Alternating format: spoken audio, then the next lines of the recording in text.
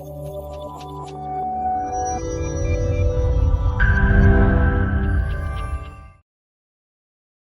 Friends, I am doctor Sandeep Singh from Kerala medical centre. क्या आपके mind में क्वेश्चन है कि बॉडी हेयर ट्रांसप्लांट को कब, कैसे और क्यों यूज करें, और क्या बॉडी हेयर ट्रांसप्लांट सक्सेसफुल है या नहीं? तो आइए हम इस पर आज बात करते हैं। तो कई लोगों में वी फाइंड कि ग्रेड 6 या ग्रेड 7 बालनेस है। To cover this big area, we need about 7,000-8,000 graft. Normally जो स्कैल्प का डोनर एरिया है उसमें हमको 3,000 ग्राफ्ट मिल सकते हैं in one session. Later on we can take another 2,000 grafts. So overall हमें total जो graft मिलते हैं scalp से nearly 5,000. But we're still deficient. We do not get about 8,000 graft. 3,000 graft हमारे फिर भी कम पड़ते हैं।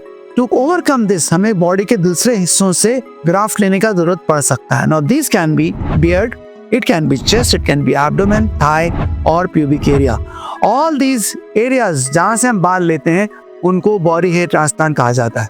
Now what is the advantage of body hair transplantation? The biggest advantage of body hair transplantation is कि जहाँ हमारे ग्राफ्ट्स डेफिशिएंट हैं, अगर कम पड़ रहे हैं और हमें अच्छी डेंसिटी चाहिए, कवरेज चाहिए, तो बॉडी हेयर वो प्रोवाइड कर सकता है। That is the first advantage. Second, जिनका डोनर एरिया वीक होता है because of high DHT and testosterone, उनका बॉडी हेयर जनरली ज़्यादा थिक होता है बिकॉज DHT में बॉडी हेयर ज़्यादा ग्रो करते हैं, जबकि स्कैल्प हेयर सरवाइव नहीं करते हैं, बहुत वीक हो जाते हैं। तो जिनका डोनर एरिया वीक होता है उनके बॉडी हेयर काफ़ी स्ट्रांग होते हैं, सो बॉडी हेयर से हम ग्राफ्ट ले सकते हैं। So that is the second advantage of using the body hair.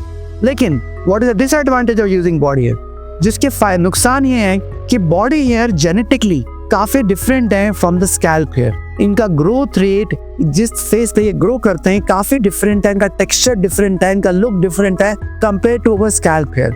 हमें समझना है कि बालों में दो इंपॉर्टेंट फेजेस होते हैं, anagen phase and telogen phase. Anagen का मतलब the growth phase and telogen मतलब शेडिंग फेज। नाउ जो स्कैल्प के बाल हैं, जो हमारे सर के बाल हैं, उनका एनाजन फेज बहुत लंबा होता है, अप टू 8 ईयर्स, 8 साल तक आपके बाल ग्रो कर सकते हैं सर के। जबकि इनका शेडिंग फेज, जिसको टीलोजन बोला जाता है, 3 महीने का है। तो ये बाल काफी लंबे स्टे करते हैं, इनका शेडिंग ज्यादा नहीं होता है। कंपेयर टू अगर हम बियर्ड के बाल देखें, जो दाढ़ी के बाल हैं, तो इनका जो एनाजन फेज है केवल 1 साल का या उससे भी कम रहता है।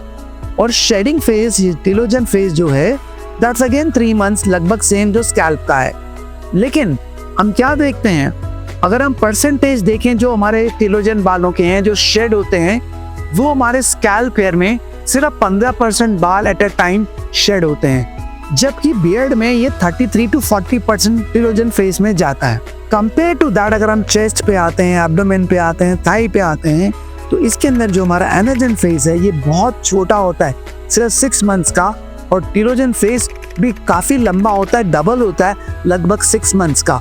और इसमें भी जो परसेंटेज बाल होते हैं जो टीलोजन फेज में, जो गिरने की फेज में है, वो कम 75 to 80% टीलोजन फेज में होते हैं।